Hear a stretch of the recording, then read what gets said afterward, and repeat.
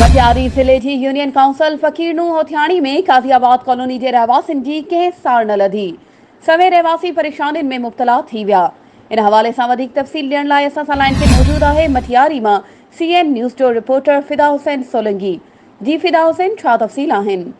जीअं त तव्हांखे आगाही ॾींदो हलां त मटियारी ज़िले जी यूनियन काउंसिल फ़कीर होथियाणी में वाक़िअ काज़ियाबाद कॉलोनी जे रहवासियुनि जी कंहिं बि सार न लधी आहे। सभई बरसात मुतासिर रहवासी सूरत में अची विया आहिनि। ताज़नि बरसात बैदि माण्हुनि जे अचवञ जा कस पंध सभु बंदि थी विया आहिनि।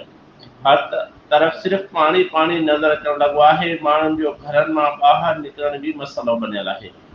सभई रहवासी आज़ार में आहिनि। इंतज़ामिया समेत कंहिं बि संदन सार न लधी आहे। बरसात में मुतासिर खुली आसमान हेठि बेयारो मददगार वेठल आहिनि। बरसात मुतासिरीन जो ॿाहिरि न थियण ते एहतिजाज कंदड़नि इंतज़ामिया ख़िलाफ़ चिठी नारेबाज़ी कई आहे। वधीक तव्हांखे ॿुधाईंदो हलां त एहतिजाज कंदड़नि ॻोठाणनि जो चवणु आहे त ताज़ियुनि बरसातुनि सबबि असां ग़रीबनि जा कचा पका घरनि जूं चिटियूं भितियूं कोट किरी पट पइजी विया आहिनि। वधीक घरनि जी दीवारूं किरण जो सिलसिलो जारी आहे। घरनि में गोॾे जहिड़ो पाणी बीठल आहे, पर हिन वक़्त ताईं असांजी इंतज़ामिया समेत कंहिं बि सार न लधी आहे। जी मेहरबानी फिदा हुसैन, तफ़सीलनि खां आगाह करण जे लाइ।